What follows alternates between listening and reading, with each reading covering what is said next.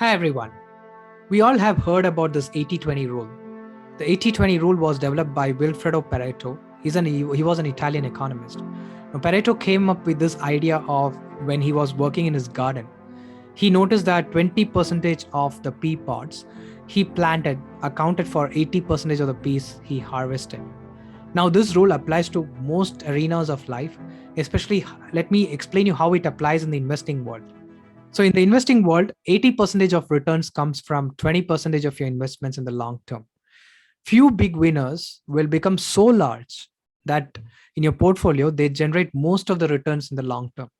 So imagine the best quality companies will be only so many, like 20% of your investments. They keep becoming bigger and bigger.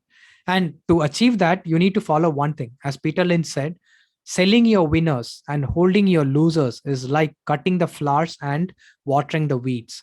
The second way to apply, 80% of losses comes from 20% of your stock portfolio. Now you would have noticed this. Here is a pictorial way of representing it. Some stocks can go up 5-10 times over a 10-year period. Some stocks can go down 90%, 95%. But if you really notice, only 20% of stocks roughly causes 80% of pain or losses for you. So that is the second takeaway of Pareto principle. Now the third takeaway is 80% of returns comes from 20% of time. This is also true.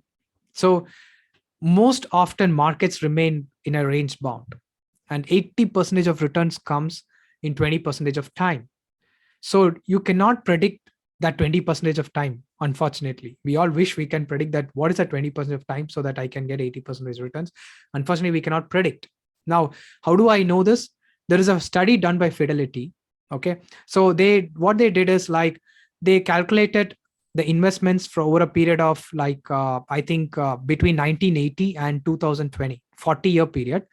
So if $10,000 was invested in S&P 500 index in 1980, and come 2020, after 40 years, here is what they noticed after the study, that initial investments of $10,000 would have ideally become 697K if you had stayed invested all the days in that 40 years.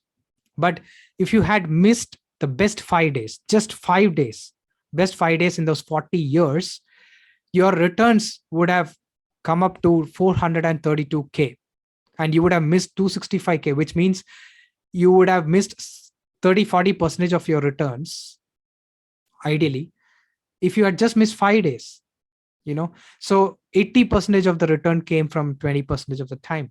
Now again, missing 10 days, we would have ended up with 50% of that returns. We would have ideally got a 700K, would have ended up with a 313K, less than 50%. If you had missed just 10 days in 40 years, 10 best performing days. And if you had missed 30 days, it's minuscule. The returns is 115K, just 20% of returns you would have received. And if you had missed the best 50 days in a 40-year period, so approximately if you missed a 1-year period of the best performing days, rather 2 months of the best performing days, you would have ended up with almost negligible amount, right? So here is the result, and this is S&P 500 index. So do not miss the best investing return days, because 80% of your returns comes from 20% of the time. So Pareto rule applies all three ways, right? So 80% of returns is from 20% of stocks. 80% of losses comes from 20% of stocks. 80% of returns comes from 20% of time. So if we really know how to apply this principle, it goes a long way. So stay invested. The only mantra is stay invested. Do not time to time the market, and understand Pareto's rule, how it applies. Trust this was helpful. Signing off, Sandeep Anand.